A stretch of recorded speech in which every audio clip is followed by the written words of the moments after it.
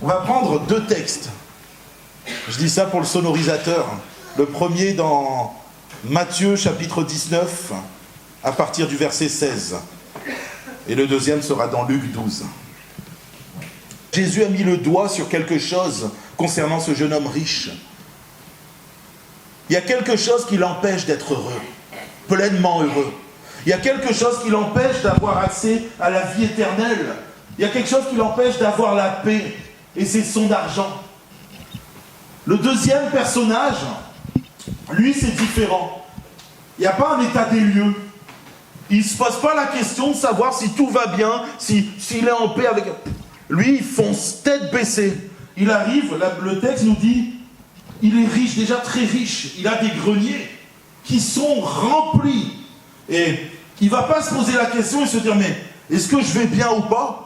Il dit, je vais construire des greniers encore plus grands et je vais devenir encore plus riche. Et ce soir, je voulais faire le parallèle entre ces deux hommes. Et peut-être que dans cette salle, il y a des personnes qui se reconnaîtront dans cette histoire. Le deuxième, il n'a pas pris le temps de se poser la question de son éternité, si tout allait bien ou pas. Il est comme aveuglé par la réussite, par le succès, l'envie d'aller encore plus loin. La preuve que le bonheur n'est pas de cette terre. On voit que ces deux hommes ne sont pas heureux. Parce que quand tu es heureux, tu vis avec ce que tu as, tu es tranquille. Tu n'as pas besoin d'aller chercher toujours quelque chose. Et ce deuxième homme, il est là, il est tiraillé. Il ne s'en rend même pas compte parce qu'il est aveuglé. Il est riche, il a déjà de quoi subvenir à toute sa vie. Mais il veut aller encore plus loin. Et il dit, je me reposerai après, quand j'aurai eu encore plus. Mais vous savez très bien que quand il aura eu encore plus, il ne va pas se reposer. Il va vouloir encore plus. Il va vouloir autre chose. Et c'est ça le problème. On a un homme, un jeune homme, dans la première histoire, dans le premier texte, qui lui, à un moment, va faire une remise en question sur sa vie. Je vais pas bien. Pourtant, j'ai tout ce qu'il me faut. Je suis riche, j'ai des biens, j'ai de quoi subvenir à mes besoins. Je n'ai pas peur de mon lendemain, financièrement parlant. Et pourtant, je vais pas bien. Pourtant, j'arrive pas à être comblé. J'ai pas cette paix. Qu'est-ce qui se passe? Et de l'autre côté, on a un homme qui fonce tête baissée et qui, lui, je ne vais pas dire qu'il n'en a rien à faire, mais il n'a pas le temps de se poser cette question. Est-ce que je vais bien? Et au final, est-ce que je suis heureux? Mais pourquoi je fais tout ça? Quel est le but? Quel est le sens de ma vie? Et on va voir que les deux, au final, n'arrivent pas à être heureux. Il y en a un qui va essayer de combler le manque de bonheur par du business, le fait d'essayer d'acquérir toujours plus. Et l'autre, parce qu'il n'arrive pas à abandonner quelque chose, va repartir malheureux. Vous savez, ce soir, je pense qu'il y a des personnes dans cette salle qui n'arrivent pas à abandonner certaines choses, qui se retrouvent comme le premier personnage, comme le jeune homme riche. Je ne parle pas d'argent, mais on a tous quelque chose à abandonner. Suivre Jésus, c'est sacrifier quelque chose. Et peut-être que tu es là dans la salle et tu as du mal à sacrifier quelque chose. Peut-être que c'est ton avenir, ton travail. Tu as des objectifs et tu te dis, mais moi j'ai envie de réussir. Mon travail me prend beaucoup de temps, mais c'est pas grave. Je fonce tête baissée. Et puis, alors que tu vises une augmentation, tu vises une évolution dans ton poste, et en fait, tu vas te rendre compte que l'année d'après, tu voudras autre chose. Et l'année d'encore après, tu courras toujours derrière le succès, la réussite, des primes, etc. De l'autre côté, peut-être que toi, tu as quelque chose à abandonner. Du style, mes fréquentations. Moi, je sais que quand j'étais jeune, enfin, je suis toujours jeune, mais quand j'étais un peu plus jeune, ce qui m'a perdu, c'est mes fréquentations. J'avais 13 ans, j'étais dans mon collège, j'étais jeune à cette époque-là, et j'allais à l'église. J'aimais Dieu, vraiment, j'aimais Dieu, je croyais en Jésus. Et je savais que Jésus était mon sauveur. Et j'avais envie qu'il soit mon Seigneur. Le problème, c'est que comme ce jeune homme riche, Je me rappelle avoir été à un camp de vacances et le jeune homme riche, à un moment, je me suis retrouvé dans la position du jeune homme riche. Il y a un moniteur qui me dit, Laurie, tu veux aller plus loin avec Dieu? Oui, j'ai envie. J'ai envie d'aller plus loin avec Dieu. J'ai envie de connaître Dieu plus. Mais Laurie, il va falloir que tu abandonnes quelque chose. Il va falloir que tu abandonnes tes amis. Waouh! Moi, là, dans mon cœur, j'ai commencé à... Oh! Et pourtant, j'aime mes amis. Puis je rigole bien avec eux quand je suis au collège. Et puis, j'ai eu plein de raisonnements dans ma tête. Et je suis rentré de cette colonie, c'est dommage, j'avais 13 ans. En me disant, je ne suis pas prêt à abandonner mes amis. Et je me suis retrouvé frustré parce que j'aimais Dieu. J'avais vu Dieu à l'œuvre dans certaines situations. Mais je n'ai pas réussi à lâcher prise. Je n'ai pas réussi à dire, bon, il y a mieux à côté avec Jésus.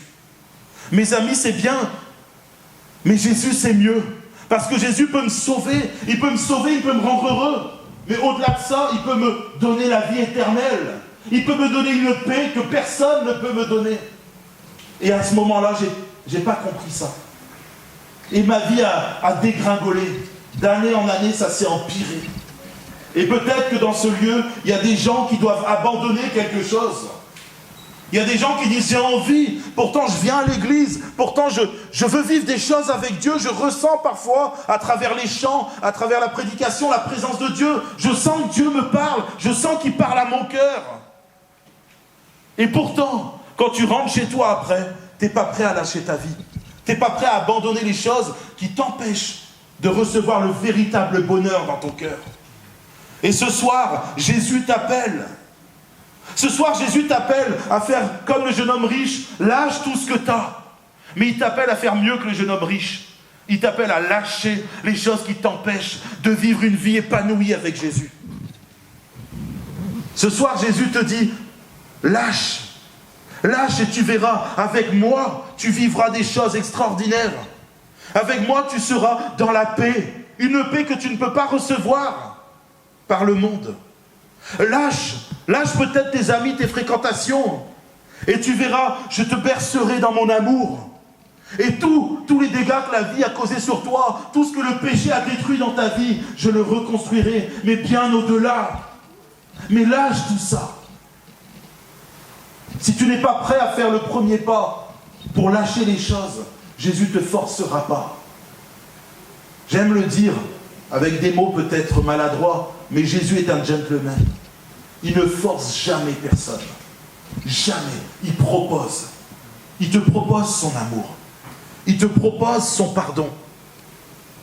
Tu peux être pardonné de ta vie passée, de tes péchés, de tout ce qui t'empêche de vivre une vie épanouie avec Jésus. Mais il ne te forcera jamais. Il te proposera de le suivre. Il te proposera de renoncer à ces choses qui t'empêchent de vivre une vie épanouie avec Christ. Mais pour ça, tu dois abandonner certaines choses dans ta vie. Tant que tu n'abandonneras pas ces choses, tu repartiras comme le jeune homme riche chez toi. Tu repartiras, tu seras triste. Tu repartiras, tu n'auras pas la paix dans ton cœur. Tu repartiras chez toi et tu auras encore tes souffrances. Peut-être tes dépressions. Peut-être tout ce qui t'empêche de vivre une vie heureuse au final. Le véritable bonheur ne vient que de Jésus-Christ. Et si tu n'as pas compris ça, tu vas passer à côté du bonheur jusqu'à la fin de tes jours. Et pire que ça, pour ton éternité. Peut-être que tu fais partie de ceux qui te disent, bon, j'avance et je suis là ce soir parce que j'ai suivi quelqu'un ou j'avais rien de mieux à faire. Et puis tu avances dans la vie. Tu n'as pas le temps, tu n'as pas 5 minutes pour te poser et réfléchir. Ce soir, Jésus te dit, ne fais pas comme cet homme qui a amassé sur terre, qui s'est fait des trésors, qui a créé sa richesse sur terre.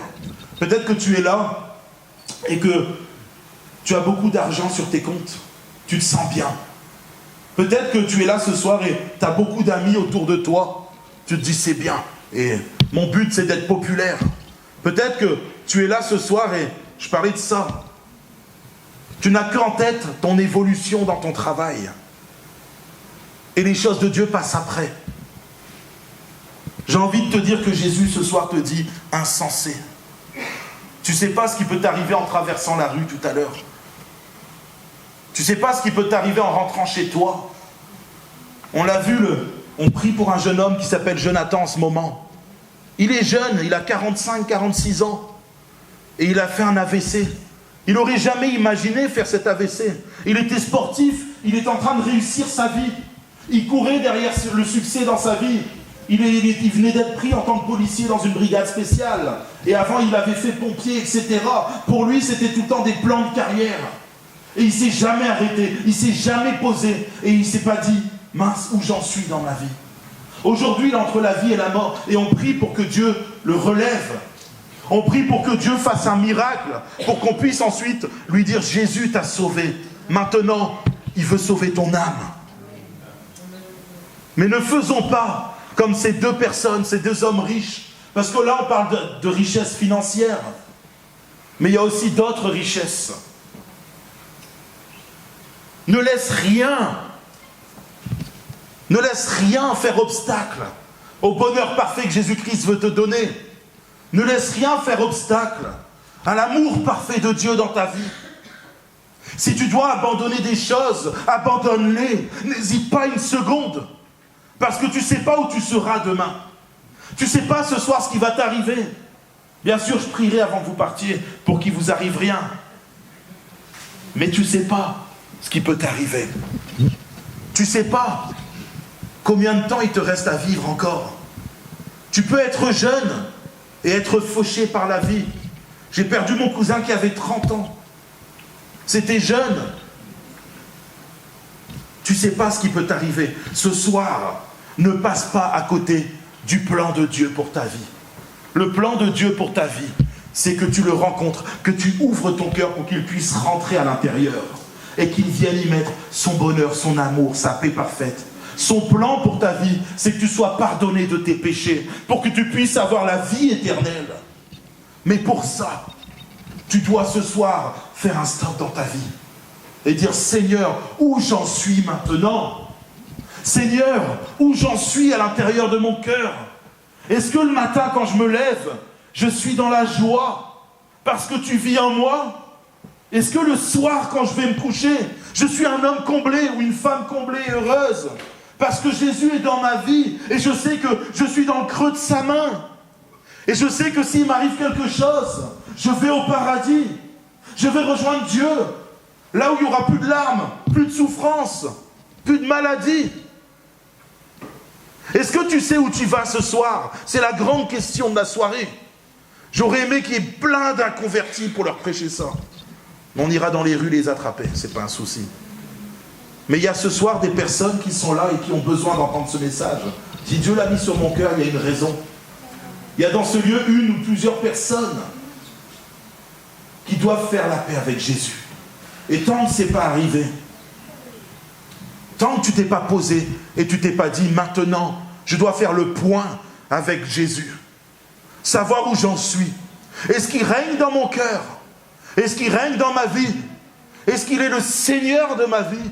Ou alors est-ce que je vais repartir comme d'habitude, en étant au contrôle de ma propre vie, peut-être triste avec mes souffrances, mes blessures, etc. Il n'y a que deux solutions ce soir pour toi.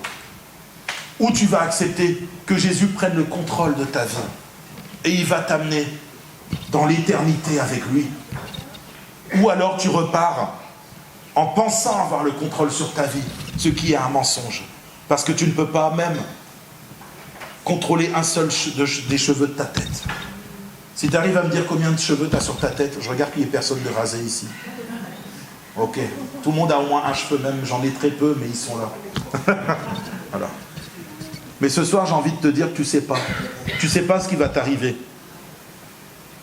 Ne prends pas de risques.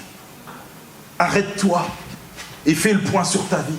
Vous savez, je vais prendre l'exemple de quelqu'un qui en ce moment est en train de vivre une grande tourmente. Est-ce que ça vous dit quelque chose, Puff Daddy? Ouais. Ce gars-là, et c'est pour vous expliquer, ce gars-là, il connaît des pasteurs. C'est un grand rappeur américain, sans doute l'un des plus grands. qui ait existé aux États-Unis et sur Terre d'ailleurs. Et ce rappeur-là, il a eu contact avec des pasteurs. Je le sais parce que T.D. Jakes, c'est un pasteur américain, pour ceux qui connaissent, a eu à le côtoyer. Et Puff Daddy, c'est un gars qui aujourd'hui, il est milliardaire. Il est parti de rien, il était un petit gars de la rue, et puis il a réussi. Le problème, c'est qu'il a continué à avancer. Il a continué à chercher à conquérir le monde du rap, sans jamais s'arrêter et se dire où en est ma vie. Et ce gars-là, au départ, c'est le petit gars de la rue qui faisait des soirées. Et puis ça a commencé à être de pire en pire. Aujourd'hui, il est dans une tourmente immense où il fait apparemment du trafic sexuel et toutes sortes de choses mauvaises. Il est emprisonné. Parce qu'il n'a pas fait le point sur sa vie. Et quand il a rencontré T.D. Jakes, ou peut-être d'autres pasteurs, il aurait dû se dire, mince, pourquoi à chaque fois je rentre toujours plus dans des choses atroces? Si au départ c'était quelques petites soirées, ça s'est tourné en choses graves, en choses horribles. Parce que la richesse et les biens de ce monde n'apporteront jamais le bonheur.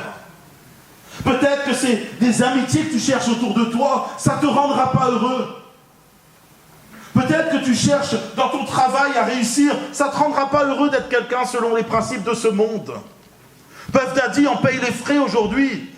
Il aurait dû à un moment dire stop. Stop, où j'en suis dans ma vie? Où j'en suis? Et quand un pasteur est venu lui parler, il aurait dû dire mince, il est en train de me dire quelque chose et peut-être que ce qu'il me dit est vrai. Et oui, peut-être qu'en fait, le bonheur que je cherche à travers mes soirées et à travers toutes sortes de choses malsaines, j'aurais pu le trouver simplement en Jésus-Christ. Et ce soir, j'aimerais juste alerter peut-être quelqu'un ici.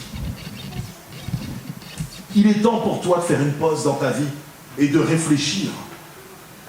Et de réfléchir à ton bonheur. J'aimerais qu'on puisse fermer les yeux simplement.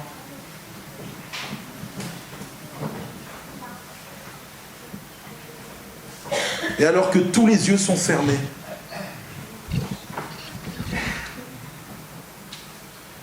s'il y a quelqu'un ce soir dans ce lieu qui a besoin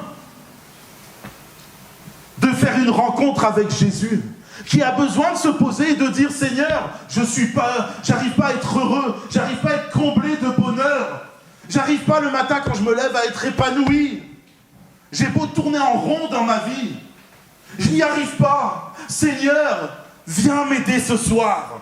Et je peux te dire que Jésus va venir t'aider ce soir. Il va te combler de bonheur. Parce que le bonheur ne dépend pas de tes amis. Il ne dépend pas de tes biens sur terre. Le bonheur ne dépend pas de ce que tu peux avoir ou ne pas avoir sur cette terre. Mais il dépend uniquement de Jésus-Christ. Et ce soir, Jésus t'appelle. Ce soir, Jésus te dit, ne passe pas à côté du bonheur parfait. Jésus te dit ce soir, ne passe pas à côté de mon amour. Ne passe pas à côté de la vie éternelle. Alors si ce soir, tu as envie d'être rempli de joie et de bonheur, alors lève ta main à ta place et je prierai pour toi. Ok, le Seigneur voit la main qui se lève, le Seigneur voit les mains qui se lèvent, gloire à Dieu. Ok, le Seigneur a vu les mains qui se levaient. C'est un jour de joie. C'est un jour de fête et la Bible nous dit que dans le ciel, les anges se réjouissent. Le ciel est dans la fête parce que des personnes ont décidé ce soir de laisser leur vie à Jésus-Christ, d'abandonner des choses qui étaient dans leur vie. Alors on va prier afin que ce soir, Jésus vienne faire le ménage dans ta vie. Le choix que tu viens de prendre, c'est le choix le plus important. C'est le choix le plus important de ta vie. Et là, ce soir, ce que tu viens de faire, tu viens de sceller une alliance, sceller un engagement avec Jésus-Christ. Et crois-moi, Jésus sera avec toi tous les jours. Accroche-toi à lui. Quand ça ne va pas, ne désespère pas. Parle-lui. Dis-lui, Jésus, viens m'aider. Et il viendra t'aider. Oh Seigneur Jésus, nous te disons merci ce soir. Merci parce que des mains se sont levées. Des mains ont décidé, Seigneur, d'aller plus loin avec toi. Des mains ont décidé, Seigneur mon Dieu, des personnes ont décidé ce soir de s'arrêter et de faire le point sur leur vie et de te dire, Jésus, je te donne tout. Seigneur, j'abandonne mes richesses. J'abandonne peut-être les choses qui m'empêchent d'aller plus loin avec toi. Alors Seigneur Jésus, ce soir, viens par la puissance du Saint-Esprit. Viens dans leur cœur, Seigneur. Viens les combler de bonheur. Viens, Seigneur Jésus, les amener dans ton amour parfait. Oh Jésus, tu es merveilleux, tu es glorieux. Et ce soir, nous te prions afin que le diable n'ait aucune emprise sur ces personnes. Oh Seigneur, tu es tout puissant. Et maintenant, ta parole dit qu'ils sont dans le creux de la main du Père et que personne ne pourra venir les ravir. Oh, viens par ton Esprit Saint façonner leur intelligence. Viens façonner leur cœur afin, Seigneur, qu'ils restent centrés sur toi. Que tu sois leur roi, leur Seigneur, afin que, Seigneur, ils ne se détournent jamais de toi. Oui, ce soir, nous les remettons entre tes mains. Et nous avons prié en ton nom, Jésus, ton nom qui donne la vie éternelle. Amen. Gloire à toi. Oh, gloire à Jésus.